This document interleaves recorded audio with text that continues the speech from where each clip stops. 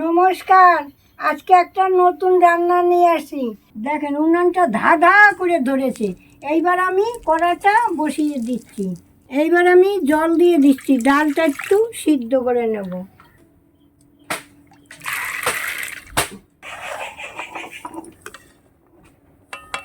এইবার আমি ডালটা নামিয়ে নিচ্ছি। এইবার আমি ডালটা ঢেলে নিচ্ছি। দুধটা এখন জাল দেব, কেটে নিলাম।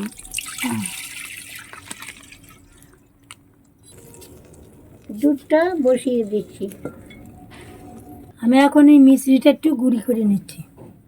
এই মিষ্টির জল ভিজিয়ে রেখে বাচ্চা কাচ্চাদেরও খাওয়াইতে পারেন, কি আপনারাও খেতে পারেন।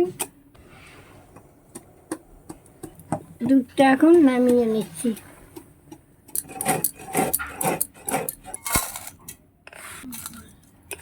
এই দেখুন, আপনারা তো সবাই বলেন মিসকার কই মিসকার কই। আমার নাতি মিসকার কিনে দিছে না, সেই মিসকারে যে আমি গুঁড়ি করে আনছি আজকে। দেখুন পিছাই করে আনছি। এই যে আমি অল্প একটু আতপ চালের গুঁড়ি করে নিয়েছি, সেই গুঁড়িটা এখন আমি দেবো। আমি অল্পই দেব, আর দেব না। আমি এই ঘিটা দিয়ে দিচ্ছি। আমি এই কাজুটা একটু ভেজে নেব। এই কিশমিশটা দিয়ে দিচ্ছি। এবার আমি একটু পরিমাণ মতন ঘি দিয়ে দিচ্ছি। এইবার তেজপাতা দুটো আমি দিয়ে দিচ্ছি। এলাচ লবঙ্গ দিয়ে দিচ্ছি। এইবার আমি ডালটা ঢেলে দিচ্ছি। আমি পরিমাণ মতন মিশ্রির গুঁড়িটা দিয়ে দিচ্ছি। এই বাতাসাটা দিয়ে দিচ্ছি। আমি এখন এই গুঁড়ো দুধটা দিয়ে দিচ্ছি।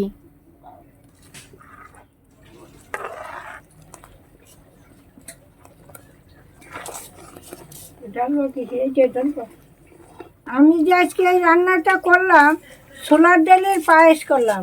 এইটা দিয়ে রুটি দিয়ে খেতে খুবই ভালো লাগে। আমি মুড়ি দিয়ে খেয়ে নেব। এবার হয়ে গেছে, আমি নামিয়ে নিচ্ছি। হ্যাঁ, পায়েসটা কি সুন্দর কালার হয়েছে, দেখেছো?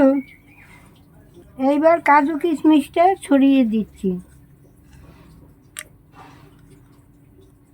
আজকের রান্না আমার এখানেই শেষ। আজকে আসি, তাহলে কাল আবার দেখা হবে। টাটা।